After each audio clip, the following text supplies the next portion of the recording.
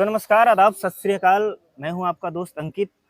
और in general वैसे हम इंट्रोडक्शन करते हैं और हाथ मिलाते हैं अपने पॉडकास्ट में गेस्ट के साथ। वैसे हमने ये काम पहले कर लिया है, लेकिन फिर भी ऑडियंस के लिए एक बार हम हेलो सर, आप ये हैं सम्राट कपूर जी। दूर से देखा तो कमसिन हसीना के सिल्की बाल उड़ रहे थे। रेडमी नोट 7 प्रो पे देखा तो बाल सुखाकर गोल्डी भैया मुड़ रहे थे।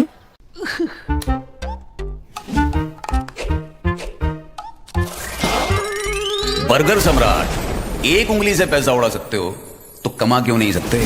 लोड वेट कम करने का कोई तरीका बताना। अपनी गर्दन को दाएं से बाएं लाया कर और बाएं से दाएं। सिंपल। कब? जब भी कोई खाने को पूछे तब। கல்ச்சுரல்ஸ்டா கொஞ்சம் கெத்தா போலாம்ல. இதுக்கு மேல என்ன கெத்து? என்கிட்ட வெல்க்ரோ பாக்கெட் வெட்டி இருக்கு. கட்டிட்டு போனா சும்மா மாஸா இருக்கும். வெல்க்ரோ उदयम सुना हम अपना रंज गम परेशानी किसी और को दे दे। सेक्स करने की बात कर रहे हैं? अबे नहीं यार। वो ताश हाय हाय वेट ए सेकंड। अच्छा सुन, ग्लास उतारो, कमरे में बिछा दे।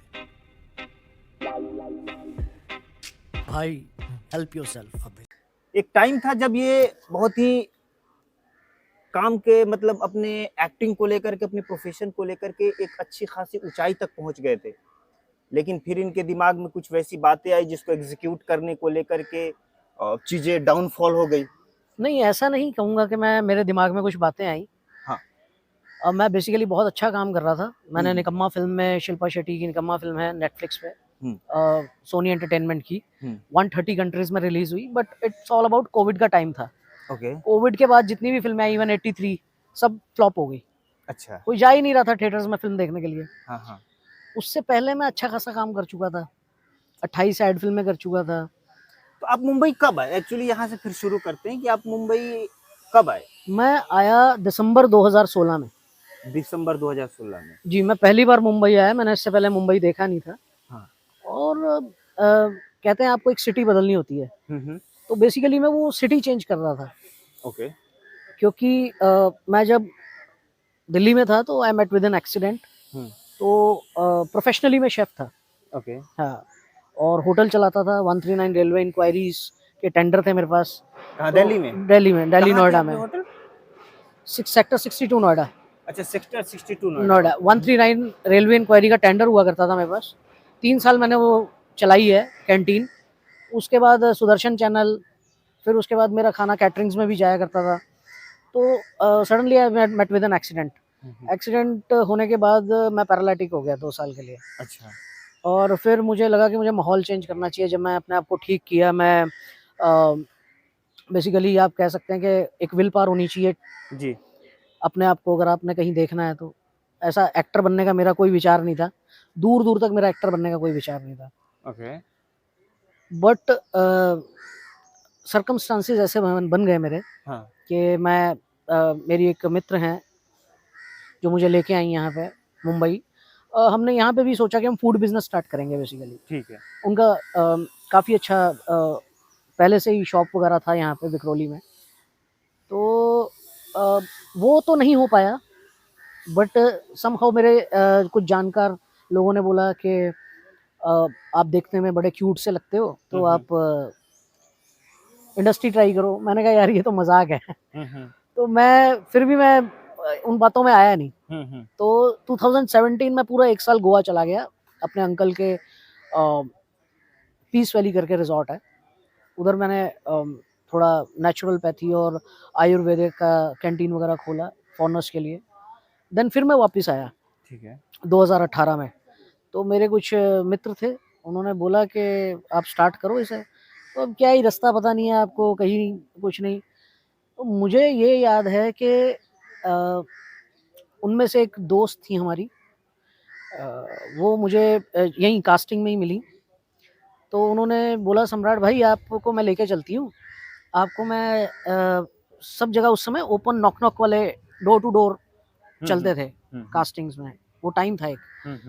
तो वो मेरे को लेके गई। कम से कम मैंने 2 महीने हर जगह जाके अपना इंट्रो दिया। ऑडिशन नहीं कहूँगा मैं। हाँ, इंट्रो दिया। और फिर मैं उस समय में 2019 में शादमान जी कास्टिंग डायरेक्टर हैं, और वो हुआ करते थे अपना यहाँ गोरेगांव ईस्ट में। ठीक है। He called me up one day, अरे सम्राट भाई आप फ्री हैं क्या? हाँ फ्री हूँ। तो उन्होंने बोला कि एक ऐड है उसके लिए आप चले जाइए वीरा देसाई रोड। तो मैं चला गया वहाँ जाके मैंने अपना ऑडिशन दिया। वो भी अपने आप में एक समय था कि मैं सुबह 12 बजे गया, 7:30 बजे तक मेरा टाइम आया ऑडिशन देने का। और वहाँ मैं 7.5 घंटे तक बैठा रहा बिना कुछ खाए पिए, है ना। तो वहाँ एक क्रिएटिव हेड आई, उन्होंने मुझे बोला व्हाट्स योर एज। मुझे नहीं पता था इस लाइन में झूठ भी बोलना पड़ता है।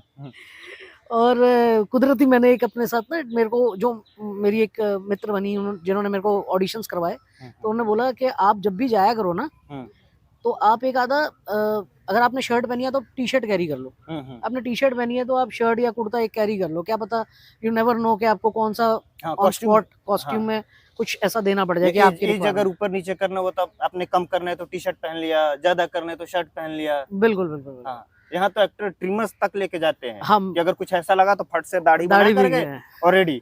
मुसलमान बनना है, फट से मुंह छुड़ाए, दाढ़ी बनाए, रेडी। बिल्कुल बिल्कुल। मैं शुरुआत में आया था तो मुझे कोई गाइड नहीं करता था, बट सिर्फ एक वही थी जिन्होंने मुझे गाइड किया, क्योंकि वो भी काफी टाइम से 4-5 साल से ऑडिशंस दे रही थी, उनका कुछ बना नहीं था। तो उनको लगा नहीं ये कैरेक्टर जाएगा, ही इज हैवी वेट, है ना। 85 kg का था मैं तब, अब मैं 75 का हूँ।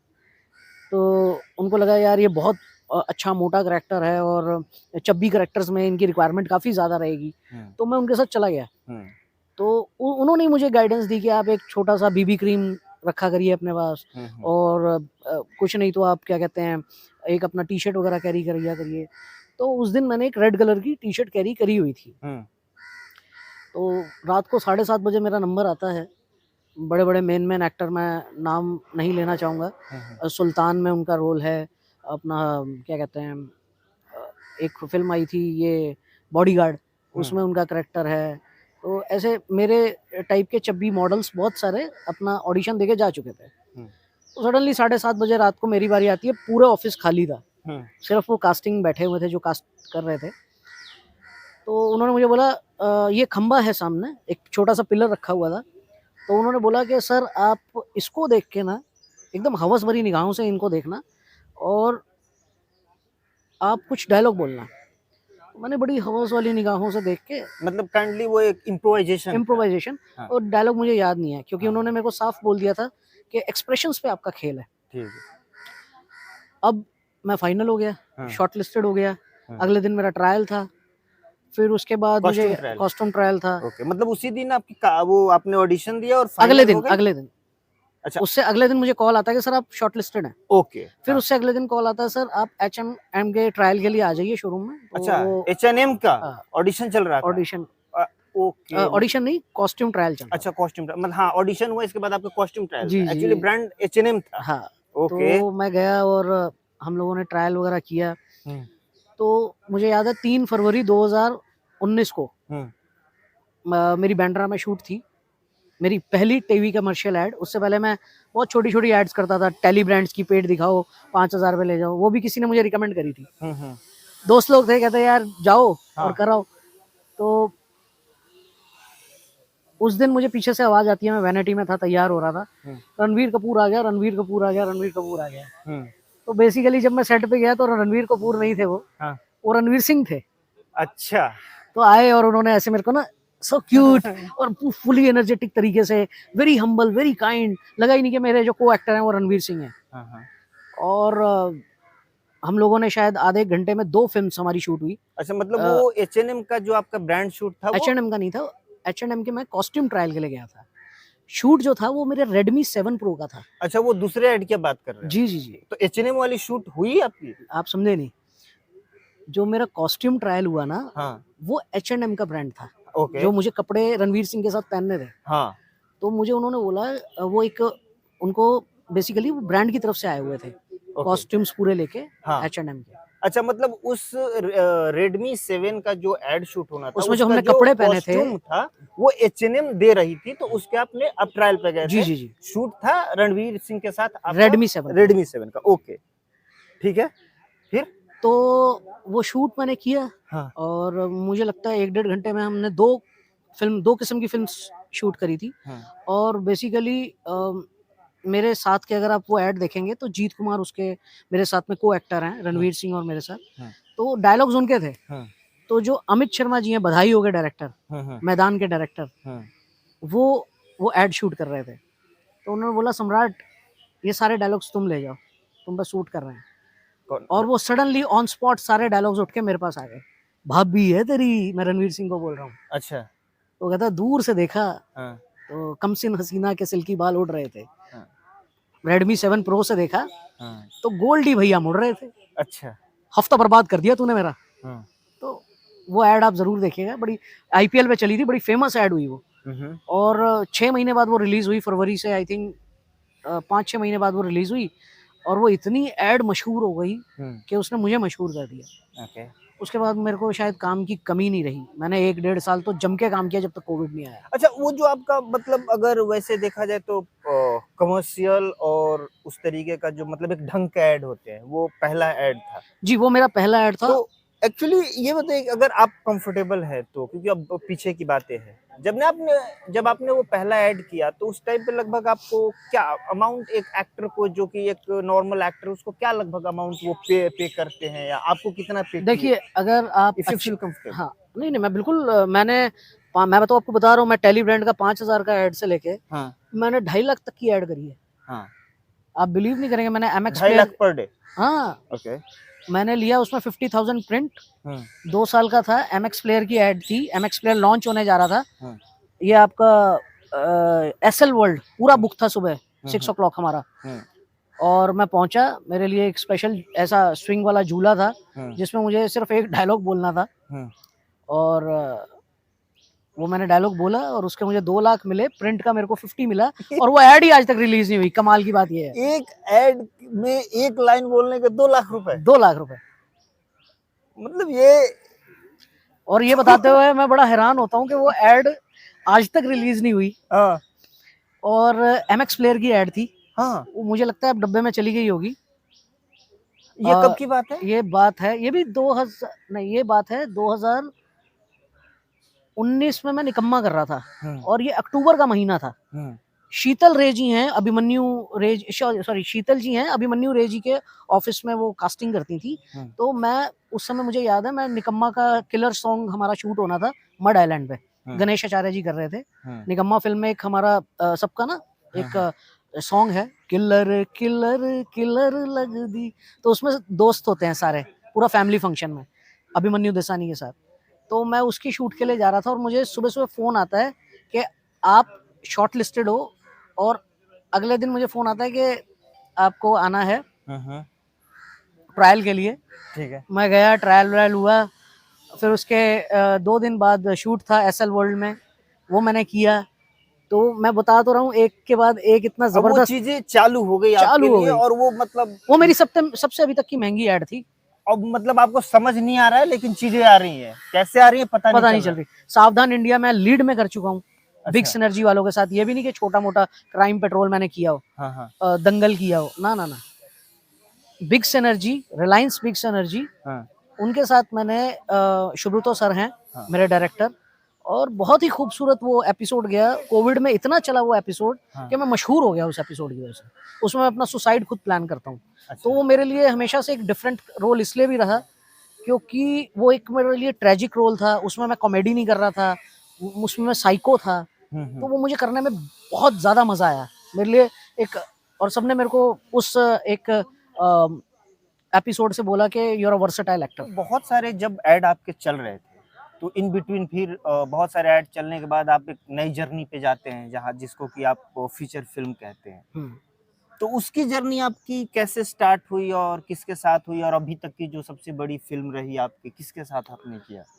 मेरे पास जो फिल्म आई वो मल्टी स्टारकास्ट फिल्म थी। हाँ। अभिमन्यु देसानी उसमें लॉन्च हो रहे थे। मर्द को दर्द नहीं होता उनकी वैसे पहली फिल्म थी। ओके।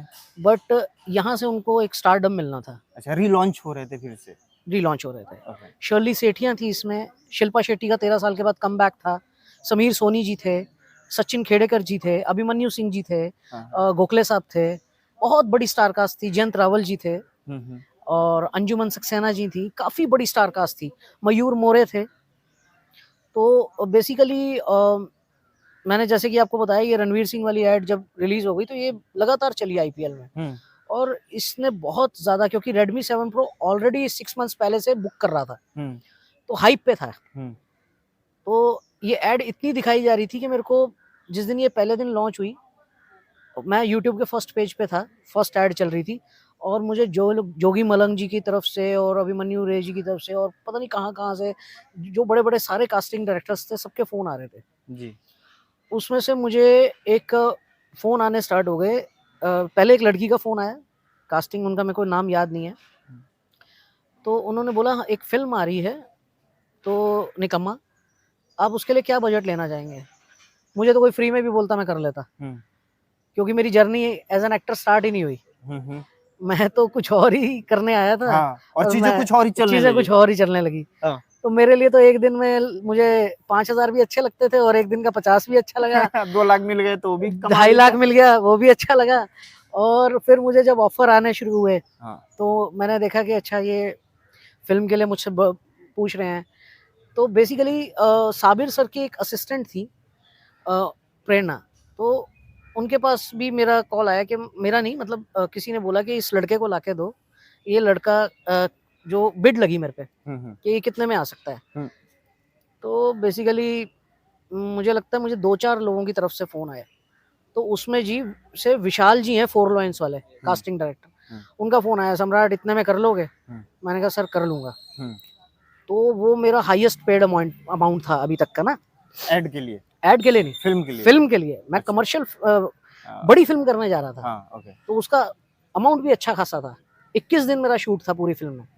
21 दिन? हाँ, वो और बात है कि एडिटिंग में सारे आधे से ज्यादा सीन ही कट गए। तो अब जब आप 2 लाख रुपए ऐड के ले रहे थे तो 21 दिन का कितना ले लिए थे? मतलब नहीं, इसका तो एक पैकेज होता है। अच्छा, पैकेज होता है। हाँ, मतलब फिल्मों की क्राइटेरिया अलग है। हाँ, फिल्मों का क्राइटेरिया अलग है। ओके। और ये भी ऐसा नहीं है कि 2 लाख, मुझे ऐसा लगता है ये सडनली, अब तो खैर मार्केट इतनी कोविड के बाद गिर गई है कि 80,000 देना लोग अफोर्ड नहीं कर सकते।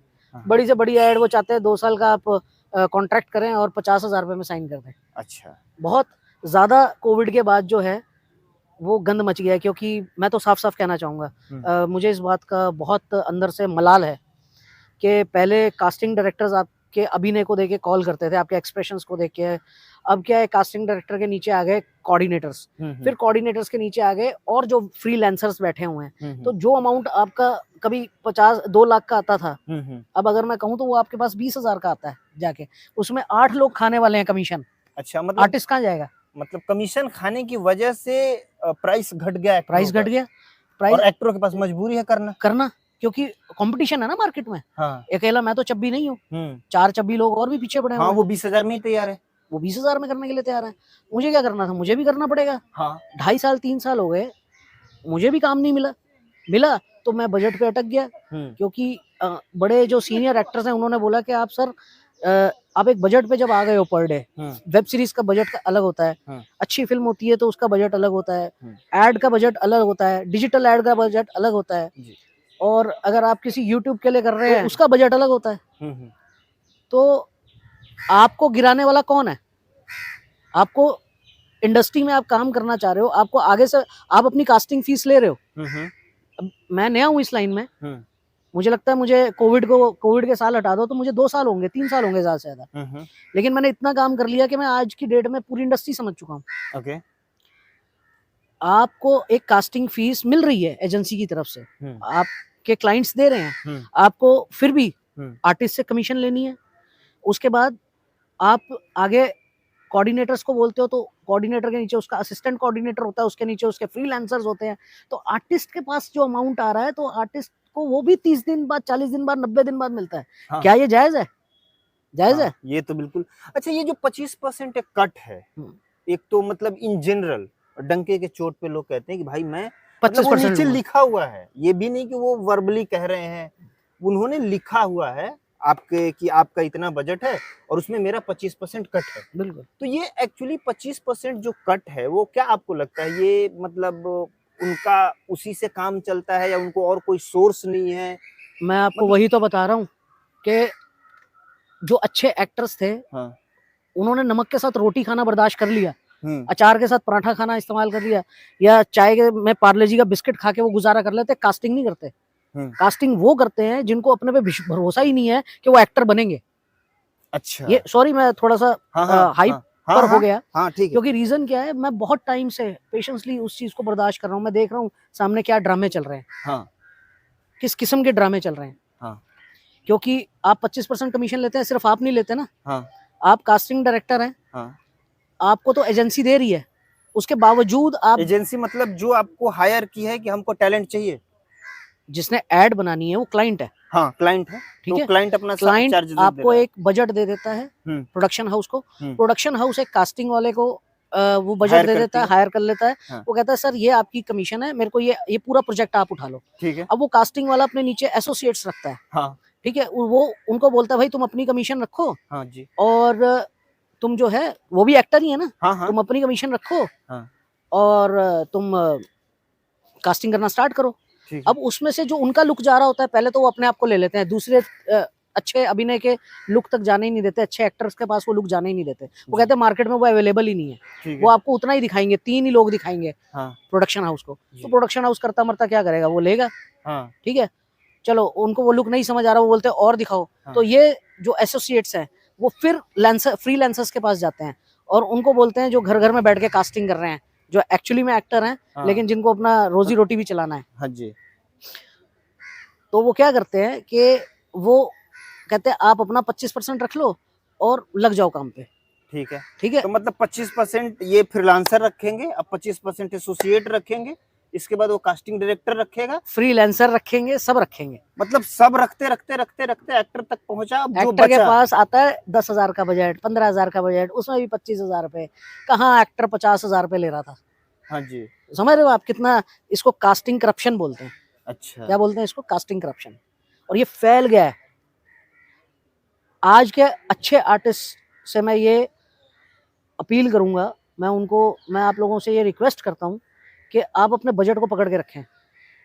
आपको अपने के कॉम्पिटिटर्स पता है मार्केट में कौन कौन से हैं। आप अपना एक बजट रखेंगे तो आपको कोई हिला नहीं पाएगा। और अगर आप ये सोचेंगे कि नहीं यार मैं तो 2,000 के लिए भी काम कर लूंगा और 20,000 के लिए काम करूंगा, ऐसे गाड़ी नहीं चलेगी। आप दूसरे लोगों की भी मार्केट तोड़ते हैं, उनका घर कहाँ से चलेगा। अच्छा, एक जैसे इस वाले एपिसोड से पहले हम लोगों ने बात करी थी स्ट्रगलर से। वो कह रहे कि मेरा मतलब हम लोगों का रोटी कपड़ा ही नहीं चल रहा है, अब हमारे पास मजबूरी है, अब वो जितना कहते हैं हमें करना पड़ता है, करें तो क्या करें। देखिए आपको वैसे पेशेंस तो एक्टर और स्ट्रगलर से आप क्या कहेंगे, मतलब मैं ये कहूंगा, देखो अगर आपने ठान ली है हाँ कि आपको इस फील्ड में आना है तो सन्यासी बन के रहो। नमक के साथ रोटी खा लो, मैं बार बार कह रहा हूँ। मतलब नहीं वो मिलती, एटीट्यूड मत टूटने दो। एटीट्यूड मत बोलो। यहाँ नहीं, वर्सोवा में गुरुद्वारे में राशन मिल जाता है, खा लो। हाँ डीएन नगर में मिल जाता है लंगर, खा लो, हाँ। ठीक है। मंदिरों में जाके खा लो, भूखे रह लो, कुछ नहीं होगा, मर नहीं जाओगे। अपने सपने को, अगर अपने सपने से बढ़कर आप अगर किसी चीज को समझते हैं, अपने पेट को भी, तो आप आर्टिस्ट नहीं है। बिलीव यू मी, मेरे साथ ऐसे ऐसे लोग हैं, मेरे ऐसे ऐसे मित्र हैं। मैं खुद कई बार सारा सारा दिन भूखा रहा हूँ, डायबिटिक होने के कारण। मेरे को भूखा नहीं रहना चाहिए, लेकिन मैंने अपने दिमाग को यहाँ से बिठा लिया कि मैं शेफ हूँ, मैं अपने लिए बेहतरीन से बढ़िया खाना बना सकता हूँ। मैं नहीं बनाता, ये मेरा कमबैक है 2.5 साल के बाद, लेकिन मैं नहीं बनाता। क्यों नहीं बनाता, रीज़न, मैं खाना बनाने थोड़ा ना आया हूँ। जिस चीज़ से मेरा पेट भर जाए मैं वही खाऊंगा। अगर मेरा पेट पानी से भर रहा है, मैं पानी पी के सो जाऊंगा। पार्ले जी के बिस्किट से चल रहा है, वो खा के सो जाऊंगा। अगर या आप अपने सपनों में से और या फिर अपनी रोजी रोटी में से किसी एक को चुन लो। हाँ, या तो पैसे कमाइए या जो सपना देखा उसको पूरा करने के। अगर आप में सन्यासी बन के तपस्या करने की क्षमता नहीं है तो इस लाइन में मत आइए। अपने माँ बाप का, अपने घर वालों का, अपना समय बर्बाद मत करिए। अच्छा, ये सब चीजें हुई जब आप इस तरीके से मुकाम पे चढ़ रहे थे, क्योंकि 28 ऐड बहुत होते हैं। बहुत सारे यहाँ पे लोग हैं जिन्होंने अभी तक अपने पूरे करियर में 28 ऐड नहीं किए होंगे, जो आपने एक बहुत ही शॉर्ट पीरियड में किया। इसके बाद फीचर फिल्मों में काम शुरू हुआ। आपने कहा जैसे कि आपने टीवी वगैरह में भी काम शुरू किया। तो ये सारी चीजें मिला करके आपके लाइफ को किस तरीके से इम्पैक्ट किया, मतलब? मुझे तो एक्टिंग ने इंसान बना दिया। अच्छा, एक्टिंग ने इंसान बना दिया। ओके।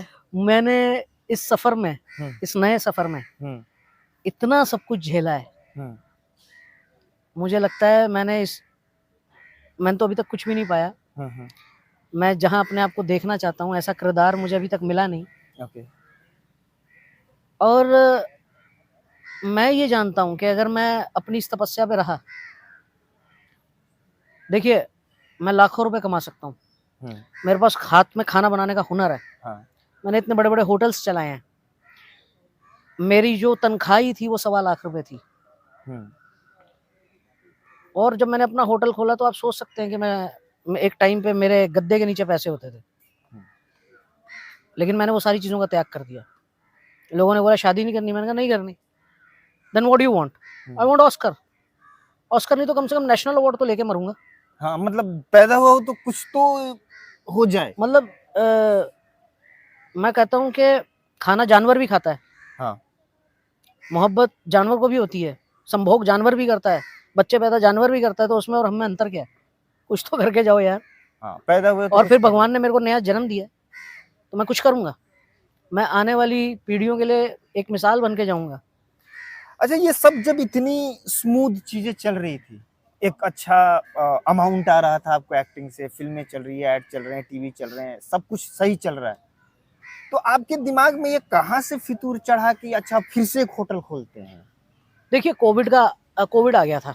ठीक है, मतलब है। सब कुछ चल रहा था, तब तक इन बिटवीन कोविड आ गया। हाँ, ठीक है, और सब कुछ बहुत अच्छा चल रहा था। हाँ लेकिन अचानक से कोविड आ गया। हाँ। अब कोविड आ गया तो कैसे तैसे तो दिन काटे। मार्च में कोविड लगा, पहला फर्स्ट कोविड, और मुझे लगता है अक्टूबर तक शायद खत्म हो गया था। हाँ। और लोगों ने आना वापस कर दिया था। तो मेरे को सुमित मानक मेरे फ्रेंड हैं, हाँ। उन्होंने एक वेब सीरीज के लिए बुलाया। ठीक है। और पहले कोविड में मैं एक और जब ये स्टार्ट हुई थी, क्या कहते हैं, ट्रैवलिंग स्टार्ट हो गई थी, श्रमिक ट्रेन वगैरह खुल गई थी, फ्लाइट ओपन हो गई थी 1 जून के आसपास, तो मैं हैदराबाद में था। मैंने कहा चलो मैं हैदराबाद जाता हूँ, मेरे मामा जी हैं हैदराबाद में, और कुछ नया एक्सप्लोर करते हैं। पर करना क्या एक्सप्लोर था, कहीं जा ही नहीं सकते थे, बड़ी मुश्किल से गाड़ी लेके बाहर निकलते थे, डर था। तो तब मैंने 2 वेब सीरीज कोविड में साइन कर ली, साइनिंग अमाउंट भी आ गया। तो मेरे पास फर्स्ट कोविड में भी काम था। फर्स्ट कोविड के बाद मैंने 2 अशांत वेब सीरीज करी, ख्वाबस्टर करी गोविंद पांडे जी के साथ।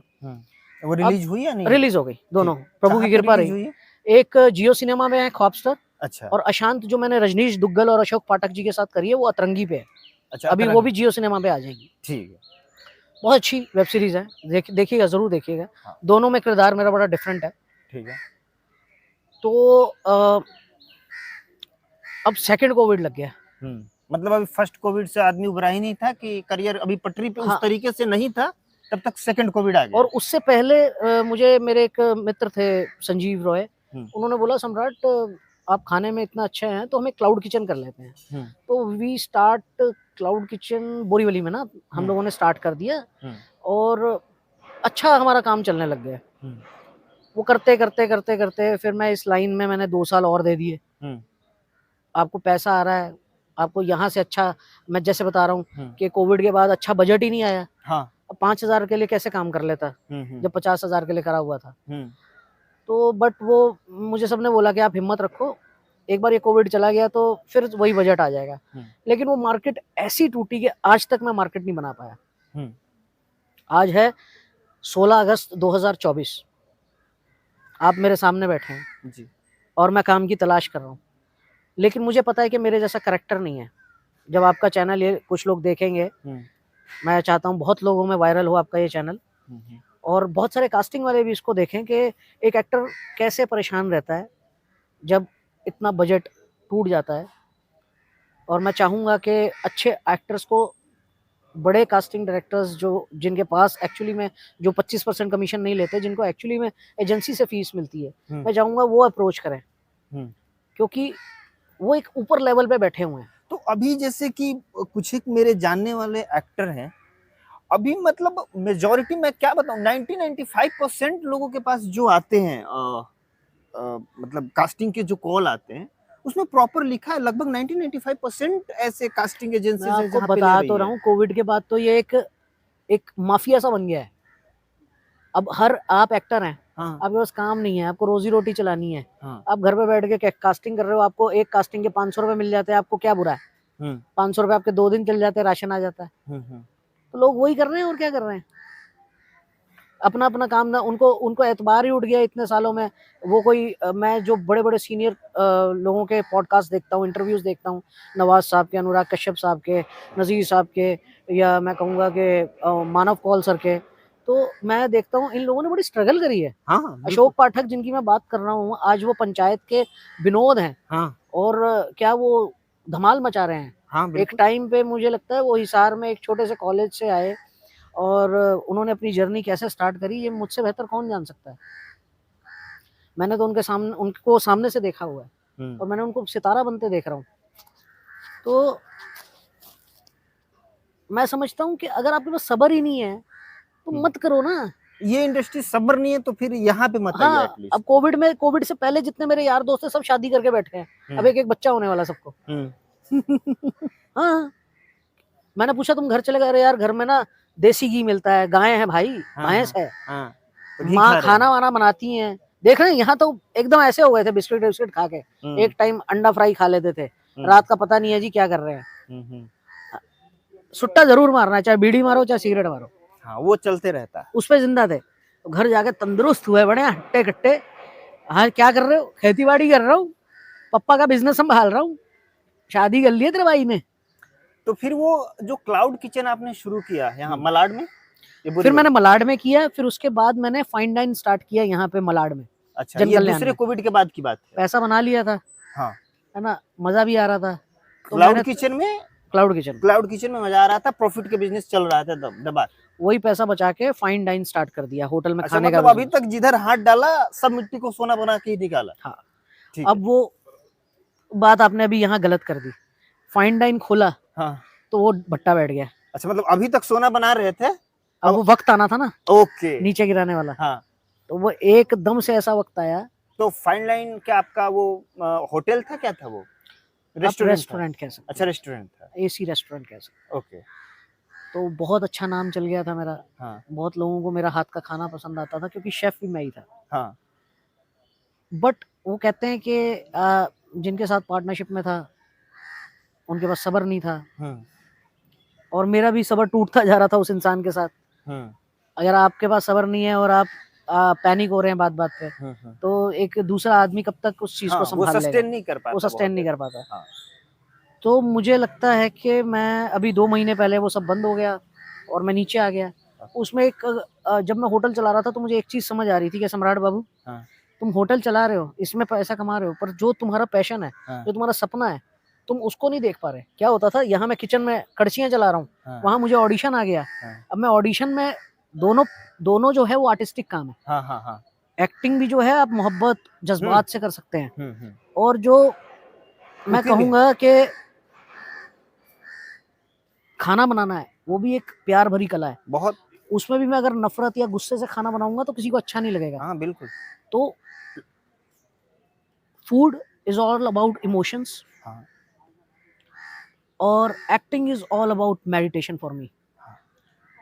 तो मुझे ये लगता है कि दोनों भगवान ने कलाएं मुझे दी, लेकिन दोनों में एक साथ सवार मैं हो नहीं पाया। इधर गया तो इधर का रह गया, उधर गया तो उधर का रह गया। गंगा गए गंगादास, जमुना गए जमुनादास। तो मुझे एक चीज़ समझ आ गई कि जब वो चीज़ें हो रही थी, मैं बहुत मैनिफेस्ट करता हूँ, यूनिवर्स को बहुत मानता हूँ। मैंने कहा कुछ अच्छा हो रहा है, तू घबरा मत सम्राट, ऊपर वाला तेरे साथ है। 2 वक्त की रोटी तुझे मिलती रहेगी, नहीं मिलेगी तो तू मर नहीं जाएगा। और वही हुआ। आज की डेट में ऊपर वाले की इतनी कृपा है, जहाँ मैं रह रहा हूँ वो उनसे मेरा कोई खून का रिश्ता नहीं है, लेकिन वो मेरे दीदी जीजू हैं, और वो मुझे यहीं आराम नगर से मिले, जिन्होंने मुझे अपने पास रखा और बड़े अपने बच्चे की तरह रखते हैं, अपने भाई की तरह रखते हैं।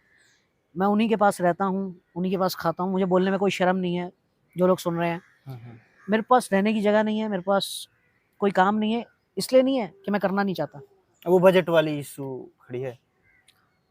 मैं आज भी काम कर सकता हूँ खाना बनाने का, हाँ खाना जब तक मुझे वो नहीं तो मिला। टैलेंट आप में लेकिन है ही। मैंने अपने आप को फोकस कर लिया कि सम्राट बाबू, अगर आप खाना ही बनाते रहेंगे तो आप अपने पैशन को, अपनी आत्मा को कब संतुष्ट करेंगे?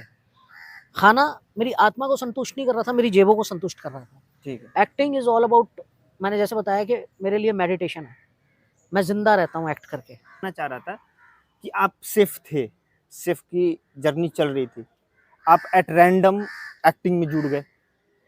अब वो एक्टिंग करते करते एक पॉइंट ऑफ टाइम आया जहां पे आपको ऐसा महसूस होने लगा कि नहीं, यही मेरा पैशन है शायद। अब वो फिर एक टाइम के बाद वो छूट गया, आपको दूसरे जो बिजनेसेस थे उसमें आपको लॉस हुआ, अब फिर इधर रिटर्न कर रहे हो। तो मतलब ये कौन सा पॉइंट ऑफ टाइम था जब आपको एक्टिंग करते करते आपको लगा कि नहीं यही मेरा पैशन है, या सिर्फ पैसे आने लगे इस वजह से लगने लगा कि नहीं ये मेरा पैशन है? नहीं। यही आपका सब- कैमरा ऑन है? बड़ा अच्छा सवाल है ये। हाँ। ये सवाल मुझसे अभी तक किसी ने नहीं पूछा। हम्म, मेरी जो जिंदगी बचपन से रही है हम्म, वो बहुत ही ट्रेजेडी भरी रही है। हम्म। वो मैं आपको इस छोटे से इंटरव्यू में इतना खुलासा नहीं कर पाऊंगा, ना ठीक है। लेकिन वो इतने हादसों से भरी रही है हम्म, कि मुझे लगता है एक ऐसा व्यक्ति रहा हूँ हम्म, जिसके साथ कुछ ना करते हुए भी कांड होते हैं, हम्म, जो ट्रेजेडी में फंस जाता है, हादसों में फंस जाता है। तो मेरे अंदर इतना कुछ भरा हुआ था, हम्म, इतना कुछ भरा हुआ था मेरे अंदर कि जब मैंने आपको बताया मैंने सावधान इंडिया किया, तो मेरा एक वो सीन जो है बड़ा खूबसूरत सा है कि फादर मेरा मार रहे हैं मेरे को, और बहुत सारे सीन है उसमें। तो वो बेसिकली मैंने उसमें जो रो रहा हूँ वो मैंने कोई ग्लिसरीन नहीं लगाई, मैंने अपना पास्ट याद किया, और मुझे लगता है वो बेहतरीन इसीलिए हो गया क्योंकि उसमें से बहुत सारी चीज़ें मेरे साथ हुई हुई थी। तो मुझे लगता है कि तजुर्बे जो हैं, एक्सपीरियंस, वो आपको एक्टर बनाते हैं। तो मैंने देखा जो कुछ मैं बयान लोगों के आगे नहीं कर पाया, हम्म, जो मैं कभी किसी को बता नहीं पाया, आज जब मैं कैमरा के सामने आता हूँ तो मैं कैमरा से इतना फ्रेंडली हूँ। हम्म। सॉरी, बीच में एक मेरे को वाकया याद आ रहा है हाँ बोलिए ना। कि जब मैं नया नया मुंबई आया था तो मैं एक पीजी में रहा। मेरे एक मित्र थे राज, हम्म, उनकी पीजी में एक और लड़का रहा करता था, उनका नाम मैं बताऊंगा नहीं। हाँ ठीक। तो मैं नया नया आया, मैं देखता था ये सारे ऑडिशन देने जाते हैं, तो मैं उसको बोलता था, ये 2018 की बात है जब मैं आया था, हम्म, तो मैं उसको बोलता था यार मुझे भी ले चलो ऑडिशन देखने, मैं भी देखता हूँ कैसे ऑडिशन होते हैं। तो उसने बोला अबे सुन, अगर तू कैमरा के आगे जाएगा ना तुझे पता नहीं है तू हग देगा। हम्म। आज वो शादी करके दिल्ली बैठे हुए हैं और आप और आता मैं शायद। एक्चुअली मैं कैमरा के आगे अपने सारे जज्बात बयां कर रहा हूँ। अब आप इसको हगना समझे, इसको कैमरे से बतियाना समझे, हाँ, या कैमरे से दोस्ती सीखे, जो समझना है आपको समझे। पर मुझे ऐसा लगता है कि कैमरा कैमरा नहीं है, जैसे ही कैमरा के आगे से सारी कैमरा चीजें आती कैमरा हैं। कैसे, ये कैमरे में जिसमें हम बात कर रहे हैं इसके पीछे अगर आप देखें तो हजारों लाखों ऑडियंस है ऑडियंस है जो देख रही है। और वही मेरे लिए बड़ी फेमिलियर है। हाँ, मेरे लिए, मैं कभी कैमरा कॉन्शियस हुआ ही नहीं। हाँ, मुझे कैमरे, बहुत सारे लोग हैं थिएटर्स कर लेते हैं, जब सिनेमा में आते हैं तो वो बड़े नर्वस हो जाते हैं, हाँ। क्योंकि उनको सिखाया ही नहीं जाता ना कैमरा के आगे आपको अपने आप को प्रेजेंट कैसे करना है। हाँ। मेरे साथ ऐसा कुछ भी नहीं रहा। हाँ। मैंने आपको बताया ना, मैं पहली बार गया, फर्स्ट टेक देके खत्म। हाँ, तो होता है। कैमरे से मुझे कभी कोई हिचक रही नहीं। तो अब आते आपके हैं उस प्रश्न वाले पे बात वापस पे, आता हूँ। हाँ, जी बताएं। कि मतलब आपको ये एक्टिंग करनी नहीं थी, आपको आपके अंदर क्या कहीं ना कहीं एक बीज था क्या पहले कभी? देखो मैं कपूर हूँ, ड्रामेबाज तो होऊंगा ही ना। अच्छा, आप वो पृथ्वीराज वाली। कपूर से ले आओ, राज कपूर को ले आओ, और फिर रणवीर कपूर को ले आओ, और उसके आगे हमें भी ले आओ। मतलब वो था, अंदर कहीं था। सर हर पंजाबी जो होता है ना ड्रामेबाज होता है। अच्छा, वो अंदर था, पंजाबियों में ड्रामा कूट कूट के भरा होता है। मतलब वो बीज था, मुंबई आए, मुंबई ने पानी दिया और वो पौधा निकल गया। आपको जो समझना आप समझो। मतलब अगर आप मैं तो पंजाबियों के बारे में एक खुलासा कर रहा हूँ हाँ। कि कपूर तो खासकर, हाँ। हम कपूरों की खासियत होती है, हाँ। हम बात भी लग करते हैं ना, और हम कुछ सही भी बता रहे होंगे ना, हम्म। तो लोगों को लगता है अरे यार मजाक कर रहा है, हाँ। अबे एक्टर आदमी है। मतलब मेरे साथ सीरियस तो बातें भी मेरे मजाक साथ में तो कह जाते हैं। अक्सर लोग कह जाते हैं ये जो कह रहा है ना ये एक्ट कर रहा है। हम्म। मैं उसको सच्ची बोल रहा होता हूँ, लोग मानते ही नहीं है। तो मैं बोलता हूँ भाई तुम्हें जो समझना है ना, आज की डेट में मैं बोलता हूँ तुमको जो समझना है फक ऑफ यू, तुम जो समझना है समझते रहो, मैं जैसा हूं ना मैं वैसा ही रहूंगा। तो ये बताइए कि वो जो सवाल था वो अभी भी बाकी है कि चलो मान लो मैं वही acting- बताने जा रहा था आपको हाँ। कि जब मैं मैंने एक्टिंग स्टार्ट करी और मैं स्क्रिप्टें पढ़ने लग गया और मेरे पास ऐसी ऐसी चीजें आने लगी जो मैं खुद को रिलेट करने लग गया, तो मुझे एक मजा आने लगा। ठीक है। जो मैं बचपन में किसी को कोई चीज नहीं बता पाता था, या मैं अपनी जवानी के दौर में अपने दोस्तों को नहीं कहानियां बता पाया अपनी कि मैं क्या महसूस कर रहा हूँ, वो जब भी मेरे पास कोई करेक्टर आया, ऊपर वाले की कृपा से मेरे पास ऐसे करेक्टर आए जो मैं मेरे से ही रिलेट हुए, ठीक है। शायद वो मेरे लिए ही लिखे गए थे, तो वो मैं अपनी भूमिका उसमें अदा करता रहा और सबने मेरी एक्टिंग को एडमायर किया। तो मैं बताना चाहूंगा आपका एडमायर इसलिए भी था क्योंकि वो कहीं ना कहीं मेरे साथ वो घटना घटित हो चुकी थी, इसलिए मैं उसको कर गया। आप रिक्रिएट किए बस चीजें बस अपने आप। आज की डेट में आप मेरे को कोई भी सीन उठा के दे दें, एक जेल जाने तक का हादसा रह गया है वरना ऐसा कोई हादसा नहीं है जो मेरे साथ ना हुआ हो। अच्छा, बस जेल जाना बाकी रह गया। शादी भी तभी बाकी है। वो कोई हादसे से कम, वो भी जेल हादसा ही है, जेल अगर जाने से गड़बड़ हो गया वो तो- जेल जाने से कम नहीं है। हाँ, वही तो कह रहा हूँ, तो ये भी तो एक हादसा है। अच्छा, आपके लाइफ में मतलब गर्लफ्रेंड्स वगैरह का क्या हिसाब किताब रहा मुंबई आने के बाद? मुंबई इतनी से सफलताओं के बाद तो ये चीजें आम हो जाती है इस शहर में। नहीं, मुझे बचपन से ही बहुत प्यार मिला, चाहे वो मेरी टीचर्स हों, चाहे वो नहीं नहीं, आप जिस तरीके के पर्सनालिटी हैं, वो टीचर वगैरह का, माँ बाप का, ये सब तो प्यार मिला ही। वो मिला कि नहीं? देखिए, जिस प्यार की बात आप कर रहे हैं वो भी बहुत मिला और बेशुमार मिला बेशुमार मिला, और बहुतों से मिला। बहुतों से मिला। हाँ। बहुत बढ़िया। मुझे एक बात याद आती है कि जब आपका मन साफ है ना और आप समझते हैं आपने किसी के साथ गलत नहीं किया, लोग आपके ऑरे के तरफ ऑलरेडी अट्रैक्ट हो जाते हैं। तो मेरे में भी बहुत, हर किसी की गर्लफ्रेंड होती हैं, हमारी भी नहीं, और बहुत अच्छे दोस्त हम लोग आज भी हैं। तो जिनसे भी मिला और टचवुड बहुत अच्छा स्नेह रहा। एक रिश्ते में जब मान सम्मान रहता है, रिस्पेक्ट रहती है, तो आपको सब पसंद करते हैं। तो अब एक ऐसी स्टेज आ गई है कि अब मेरे को मैं इतना ज़्यादा फोकस हो चुका हूँ कि अब मेरे लिए चीज़ें सेकेंडरी रह गई हैं। पैसा कमाना या किसी रिलेशनशिप में जाना, कोई अफेयर करना। लोग कहते हैं सम्राट भाई आप बूढ़े हो गए हो, मैं कहता हूँ नहीं, मैं फोकस हो गया हूँ। मुझे सिर्फ नेशनल अवार्ड चाहिए अभी और मैं उसके लिए फोकस हूँ। मुझे एक्टिंग करनी है, दिन रात करनी है, सेट पे तीनों टाइम सेट पे खाना खाना है, सेट का खाना खाना है। सेट मेरे लिए जीना है, सेट मेरे लिए मरना है। उसके अलावा मुझे कुछ नहीं चाहिए। तो अभी आप यहाँ से वही है कि अब आप एक एक्टिंग के क्षेत्र में वही एक बेहतर मुकाम जहाँ पे कि एक अभी तक तो देखिए मुझे बेहतर मुकाम मिला ही कहाँ है। अगर हाँ, आप कुल मिला के वो कोविड के शुरू- 1.5-2 साल हटा दें, हाँ, तो मैंने 2.5 साल ही काम किया इस इंडस्ट्री के लिए और मैं कुछ दे ही नहीं पाया इंडस्ट्री को।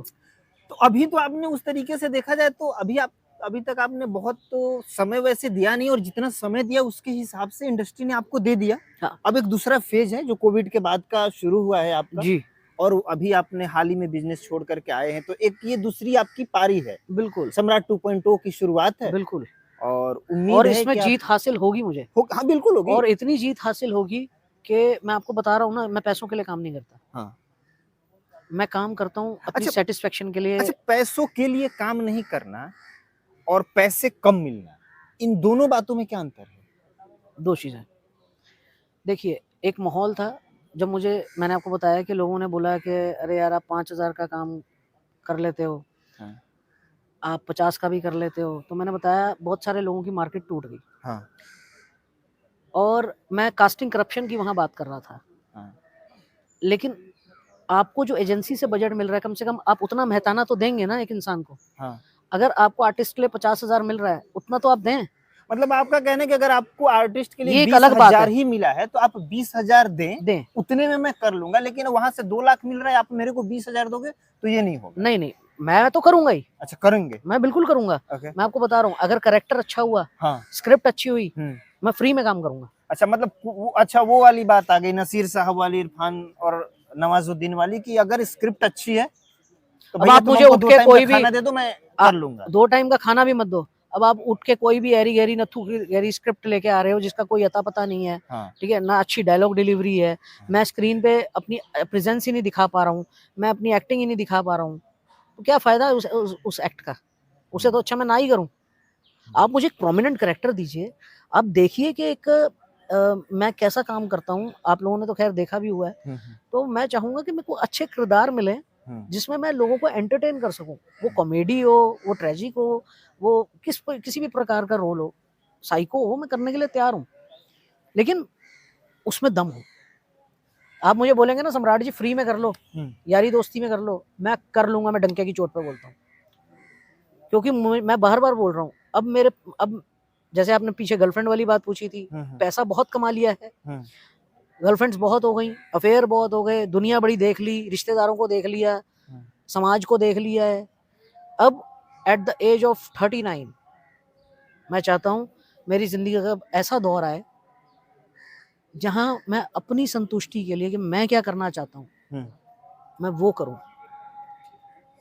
तो अब आगे का फ्यूचर तो आप देख रहे हैं कि कुछ ढंग के काम वैसे जो जी, मैं करें, बिल्कुल देख रहा जहाँ हूँ। से कि एक रिकॉग्निशन तो वैसे आपके पास है, लेकिन वो आपको एक वैसे ओहदे पे पहुंचा दे जहाँ से कि आपका नाम इतिहास में कहीं ना कहीं, छोटा या बड़ा सही, नहीं छोटा नहीं, बड़ा ही सही, मैं छोटे पे बिलीव ही नहीं करता, ठीक है, बड़ा क्योंकि सही। मैंने जीवन में जो कुछ भी चाहा है हाँ, वो बर्ड व्यू से देखा है। ओके, मतलब हाँ, बर्ड आई व्यू।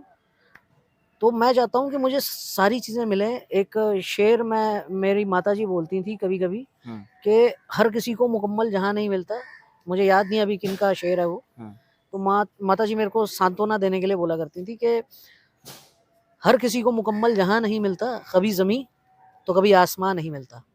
तो मैंने उसके बाद एक और लाइन जोड़ दी कि माँ मुझे जमीन भी मिलेगी, आसमान भी मिलेगा।